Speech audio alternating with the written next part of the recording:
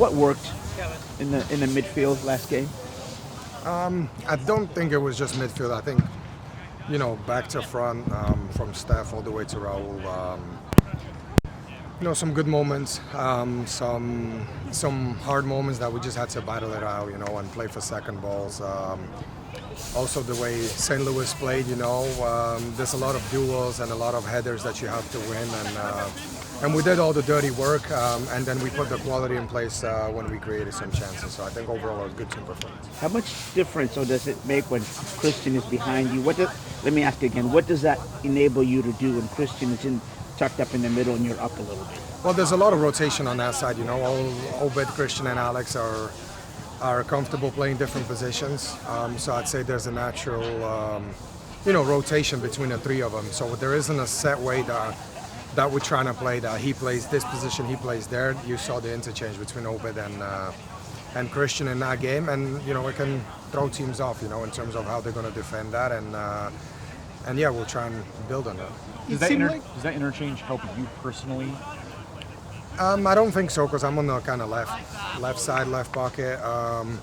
So no, I don't think it changes anything for the left side. But there was a lot of fluidity between the right and left side. Sometimes I went over to the right and kind of overloaded.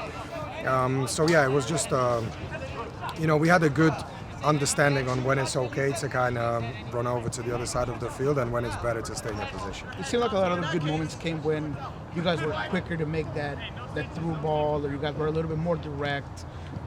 Is that kind of been something that you guys are trying to work on, is maybe when you're in possession, maybe finding that open guy a lot quicker? Yeah, I mean, team scout us and they know Jordan's strengths and that, he's the, I'd say, main threat going in behind.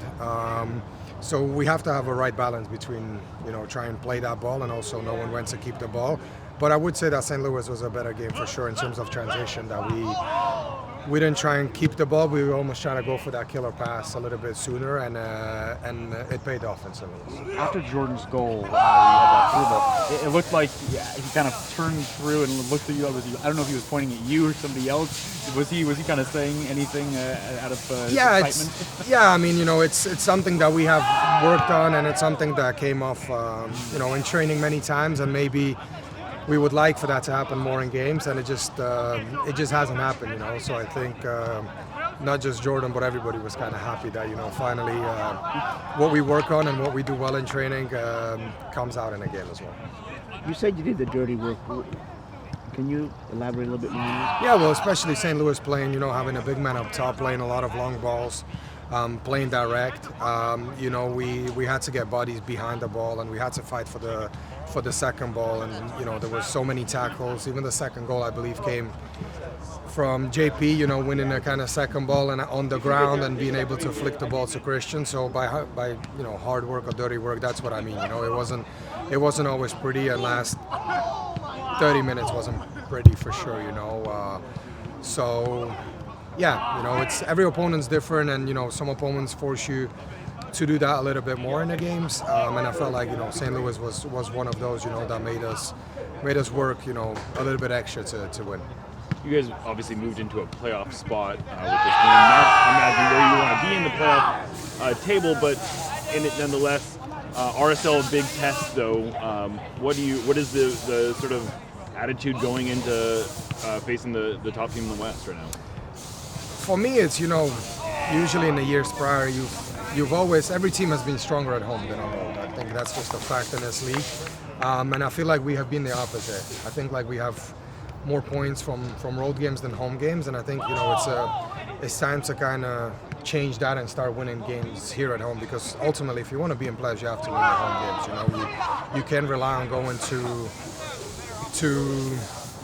all the difficult places that we will have to go to and rely to get points there. So I feel like not a better game than play the number one team in the West and play them at home and kind of build in what we had a couple of days ago. So yeah, I think we're ready for tomorrow's game. What do you think you learned from the you just played RSL a couple of weeks ago? What do you think you learned from that one? Yeah, well, I think there'll be a completely different game tomorrow. Playing there and playing at home will be different, and I'm expecting us to have the ball a lot more and create a lot more chances and be on the front for from the start of the game until the end. So that's what I'm expecting.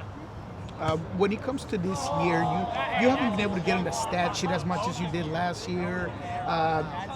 When you come off a game like this one where that does happen, does it change your mindset at all, or you just even kill regardless of whether those things happen naturally or not? No, yeah, it will. I mean, it will happen.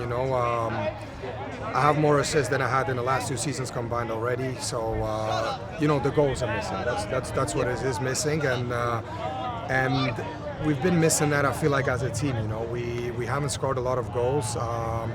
And I feel like, it will come. I mean, we have a lot of quality attacking players that will get on a score sheet, and, whether it's this game or next game, I'm confident we'll figure it out as a team. It seems like your level of confidence always stays high regardless of how the team is playing, how you yourself, whether you're just doing your job. How do you maintain it? Is it just experience and you don't hear the noise outside, you just kind of work on you?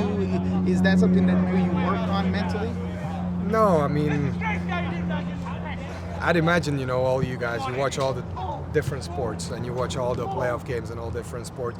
It doesn't always go the way you want it to go. If that was the case and it always went the way everybody wants it to go, it'd be too easy and anybody could play, But unfortunately, that's not the case. It doesn't mean if you have a good training session that you're going to play well. It doesn't mean if you do a little bit of extra, you're going to score. It's give and take, and I just believe, if you consistently do the right things, I think it will change in your favor. So yeah, that's my take on it.